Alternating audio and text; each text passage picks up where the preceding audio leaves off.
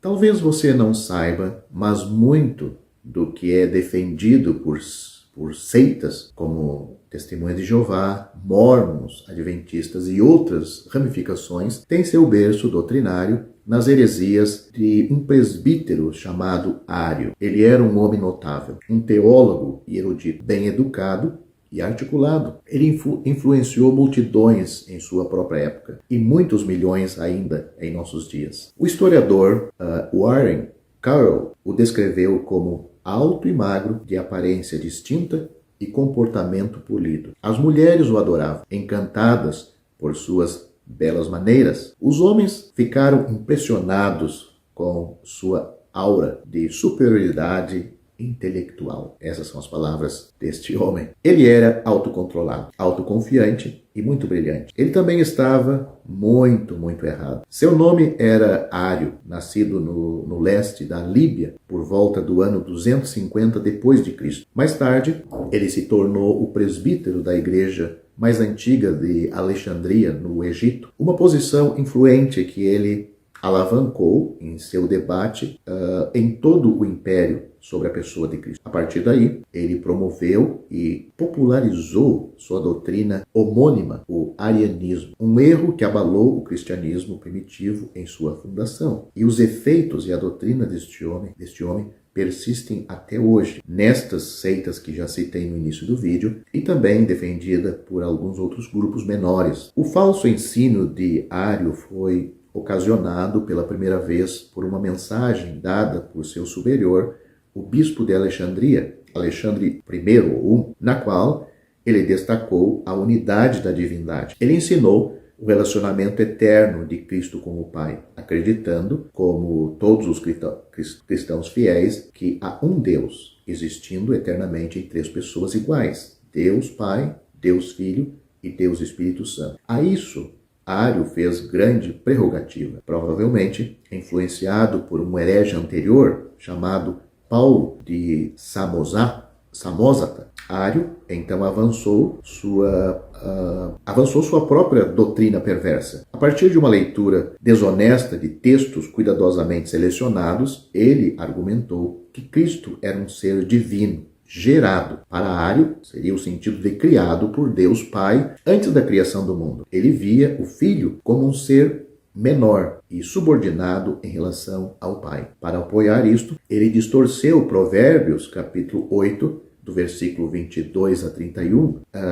Você teria que ler na sua Bíblia, mas ele onde diz: o Senhor me criou no início de sua obra para mostrar a inferioridade de... Ele foi o primeiro ser criado, disse Ário, e o mais exaltado, mas muito distante da descrição simples, mas profunda de João, onde ele diz, o apóstolo João diz: o verbo estava com Deus e o verbo era Deus. Esta é a verdade. João capítulo 1, versículo. Junto com muitos hereges modernos, Ário confundiu a geração humana com o título divino unigênito em sua criação mais famosa. Ele disse: se o Pai gerou o Filho, então aquele que foi gerado teve um começo na existência. E daí segue-se que houve um tempo em que o filho não existia. Essas são as palavras dele. Esta foi uma grave distorção em relação à doutrina de Cristo. Unigênito, em João capítulo 1, versículo 14 e 18, e outros versículos que aparece essa palavra,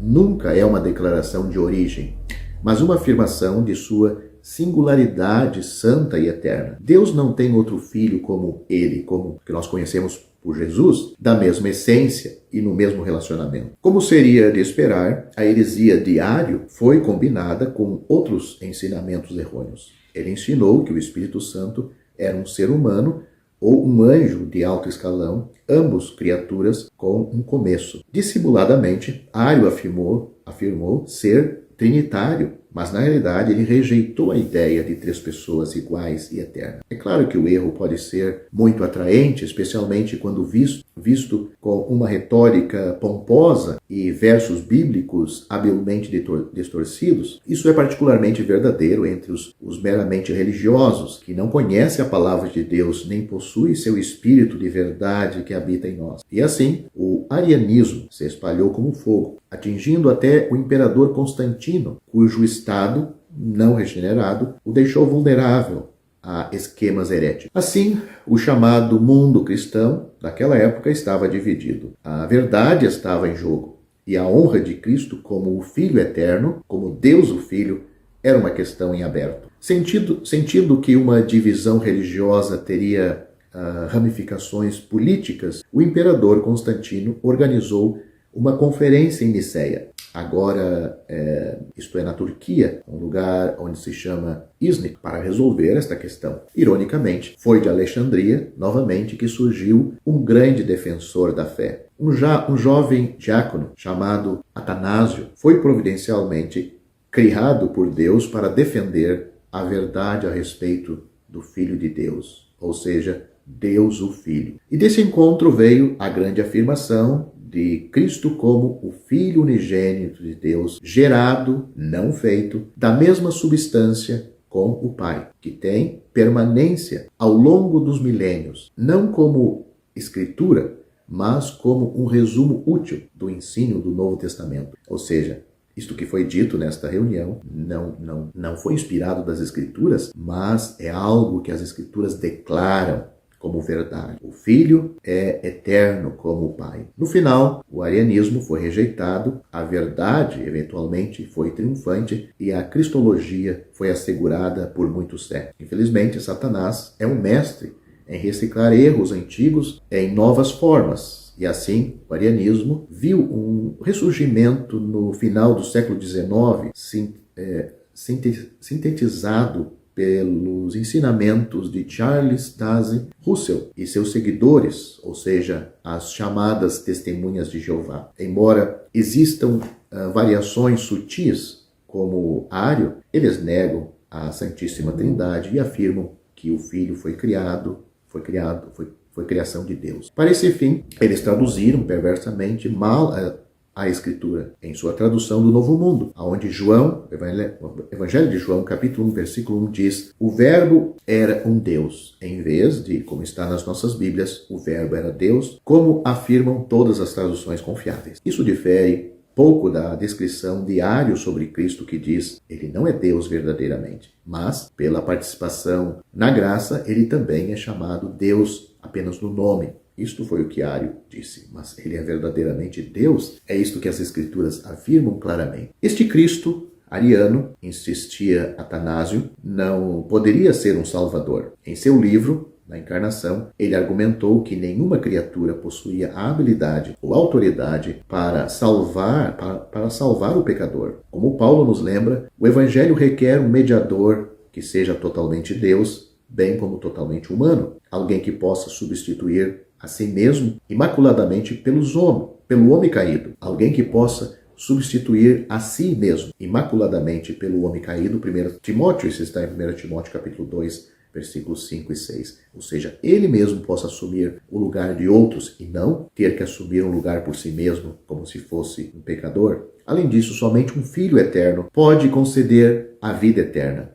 1 João capítulo 5, versículo 20. Será que há alegria em contar esses erros? Absolutamente nenhum. No entanto, eles nos lembram da necessidade de vigilância constante na doutrina e da necessidade, em cada geração, de declarações bíblicas precisas que descrevem e defendam a pessoa de Cristo e protejam a integridade do Evangelho. Sejamos claros, embora o termo Filho Eterno não seja encontrado explicitamente em nossa Bíblia, sua verdade permeia toda a revelação de Deus sobre Cristo. Sua identidade na divindade, como Pai eterno, não permite outro entendimento. Ele é o Filho unigênito que está ou sempre existe no seio do Pai. João capítulo 1, versículo 17 e 18. As palavras de um irmão chamado John Bellet são muito preciosas e exaltam a Cristo. Ele diz, abrem aspas para as palavras dele: o seio do Pai era uma habitação eterna, desfrutada pelo Filho, no inefável deleite do Pai. Fecham aspas para as suas preciosas palavras. Que verdade maravilhosa! Ele é o Alfa e o Ômega, que é, que era e que há de vir, Todo-Poderoso. Apocalipse capítulo 1, versículo 8. Que nós, então, como destinatários da vida eterna, sempre louvemos o Pai eterno, como também o Filho eterno, de quem flui todas as bênçãos, o qual é a imagem do Deus invisível, o primogênito de toda a criação, porque nele foram criadas todas as coisas que que há nos céus e na terra, visíveis e invisíveis, sejam tronos, sejam dominações, sejam principados, sejam potestades. Tudo foi criado por ele, para ele. E ele é antes de todas as coisas. Todas as coisas subsistem por ele. E ele é a cabeça do corpo da igreja e o princípio e o primogênito dentre os mortos, para que em tudo tenha a preeminência. Porque foi do agrado do Pai que toda a plenitude nele habitasse, e que, havendo por ele feito a paz, pelo sangue da sua cruz, por meio dele, reconciliasse consigo mesmo todas as coisas, tanto as que estão na terra, como as que estão no céu. Essas palavras finais deste vídeo estão em Colossenses capítulo 1, do versículo 15 a 20.